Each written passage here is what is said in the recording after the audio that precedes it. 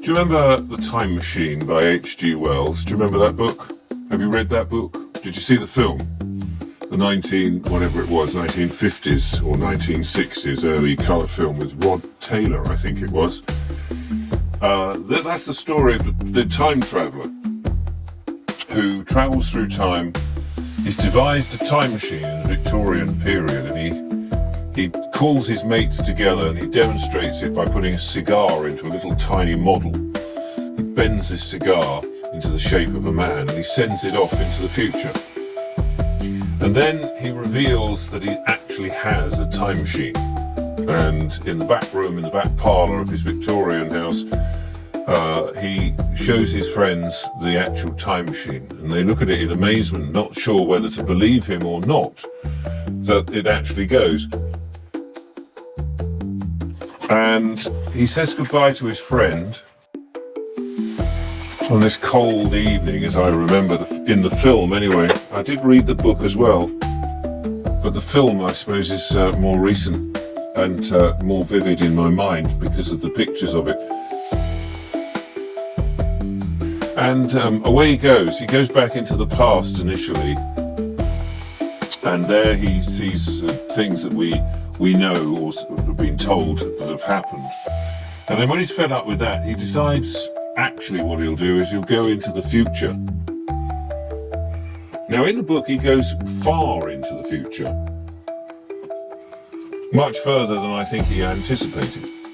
But I don't know that actually that future is really as far away from where we are today as it purports in the story. Well, he was writing in the 1890s.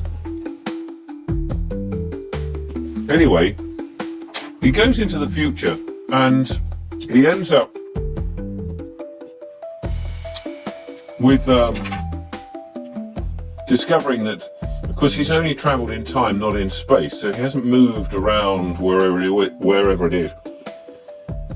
So we presume that he is somewhere in London in the book. And London of the future contains two types of people. You have the sort of beautiful people, the Eloi, I believe they're called. The Eloi, they're golden-haired, blue-eyed, and they all wear very white, clean clothes. At least as I remember from the film, depicted that way. I did read the book, but it was a long, long time, and I was in my teens.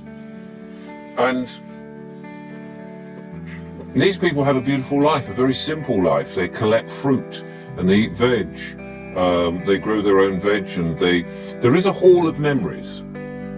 There's this hall of memories, but nobody goes there, and the books are rotten. And if you pick up the books, as Rod Taylor in the film demonstrates, he sees these memories and the books just fall to bits. He can't read them. He has no idea of what's going on. But there are what I suppose we might look at now as being some form of CD device with videos playing on rings that scroll round and give a sort of warning of what is coming. And in a way, that's what these videos are that we're talking about, and not just my videos, but videos on YouTube, that in amongst the myriad of nonsense that's out there. In a way, they kind of represent what's going on now, as if social media, people who knew something was happening, was trying to warn people. But nobody took any notice, did they? They didn't take any notice because the Eloi were provided with this Garden of Eden. They had everything they could possibly want. Why would they worry? There were beautiful apples on the trees, berries on the bushes. There were rabbits all over the place, everything you could possibly want. They needed nothing. And the weather was beautiful, everything was provided for them. They didn't have to think. Except that once a day, a siren would go off. And in the film they used a Second World War siren, which of course was very vivid and in people's minds.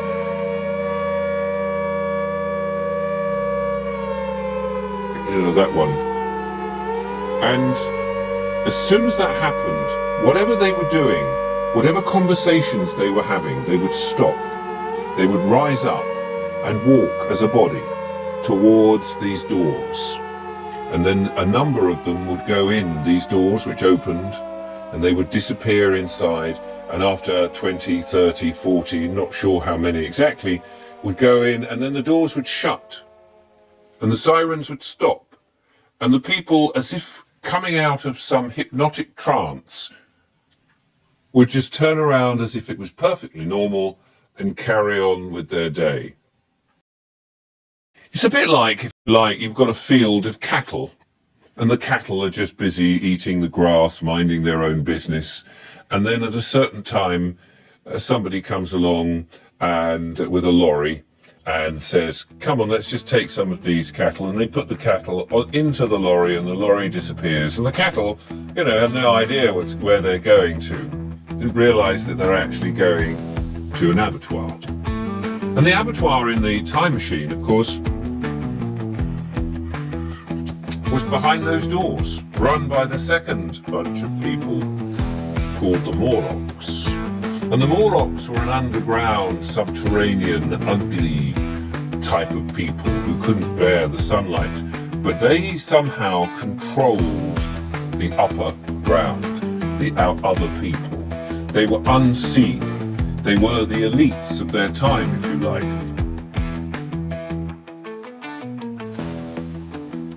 Even though they were rather nasty, ugly, malicious and grubby and all of those things.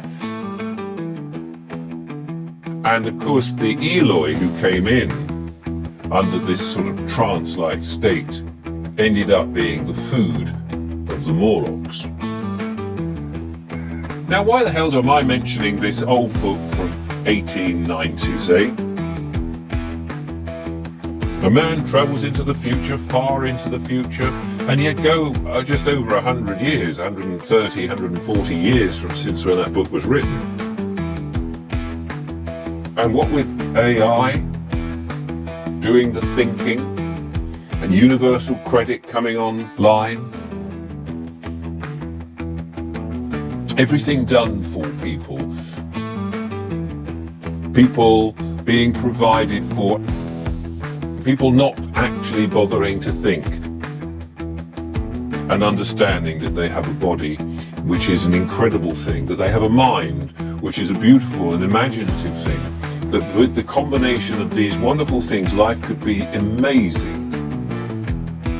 Not stuck behind screens, not letting somebody else do all the thinking for them, not going to the supermarket where everything's pre-packed and ready for them to eat, and goodness knows what's in it. No, people are no longer thinking in any significant numbers that they actually are self-reliant, that they are self-sufficient, that they could have an enjoyable and incredible life, looking after themselves. But the thought of having to do things for themselves, the thought of having to dig the ground and plant their own food, the thought of actually having to sit and think and create answers to problems is too much, because in this world now we've been dumbed down so much. We send our children to the dumbing down place. We call it school or something, in which children are schooled how to think or how not to think, schooled out of asking creative questions. They are schooled away from being creative, but to be obedient. And people are still sending them. We know this. We know this, the amount of YouTube videos that are talking about this now, and yet people still send their kids to school. They still send their kids to school. They still go to corporations and buy things. They buy the dumbest things. They have allowed their land to look ugly, the uglification of Britain being an example of it. We've allowed all of this to happen. People who then stand up and say, hey, wait, what are you doing? Are you sure this is the right direction that we want to go? Oh, no. Then you have the trolls, whose job it is as soon as somebody's being creative or wants to stand out and be an individual, to challenge themselves, wants to go back to the land, perhaps grow their own food, wants to eat healthily. Oh, no. The job of the trolls is to ensure that those people do not influence the rest of the dumb society. If you're watching this and somebody is telling you that I am mad, that I am stupid, that I'm this, that and the other, you must listen to those people, because those trolls know, because that's their job, to keep you dumb. You must obey the legislation. You must obey the government. You must do as the Morlocks tell you. For those trolls are just as much the Morlocks as the government is, and all these other people that would have you be bland, so that you can travel anywhere in the country, anywhere up and down the world, and see the same things, the same type of hamburgers, the same type of cups of coffee, the same bland food wherever you go. And soon it may be mealworms and all sorts of bugs, and not real food at all. And soon it may be too late for those who wish to be individual, that you'll all be suckered in and listening to what AI tells you. And how do you know it's true? Oh no, some people have a special relationship with AI because they've managed to challenge it. So they think. They treat it as God, as if it is the creator. And they are disillusioned by all of this, that they cannot face the fact that actually the secret of life is within, is to contact your higher self and to do the thinking yourself and to be self-reliant, self-sufficient. People don't understand that. People like me, however, are complete loonies for even suggesting that you might want to be a bit self-reliant, a bit self-sufficient, that you might want to grow with a number of people and be creative and have a genuinely happy life. No, we're loonies. We're complete mad March hares. Absolutely. And I'm proud to be one. Thank you very much. So maybe the story of the time machine, H.G. Wells, and he knew a thing or two, did he not? Was he not one of them? He was in their crowd. I don't know whether H.G. Wells knew it was really going to happen. Maybe it was all sort of, he was a very talented writer. I think he was one of the Freemasons or whatever it was. He was in the club. But did he really know it was ever going to get to this point? Did he really believe it would ever turn to this? Maybe he didn't. Maybe it was just a sort of a notion and a way of mixing shoulders. But some people took it very seriously. And here we are on the dawn of where the time machine ended up, with the Eloi being those who are obedient and will go and do whatever they're told. And then you have the Morlocks. The Morlock signal will be going out, will it not? Will it not be going out? Certainly here in Britain, or in the UK, citizens in that mythological place, the UK, of which you cannot actually find. Where is the UK? It is only an idea, a concept. But will not the government be sending out a signal to your phones on the 7th? A warning signal? It's the beginning of the Morlock's call to get you to panic, to obey, to be subservient. I'm not one of the Eloi.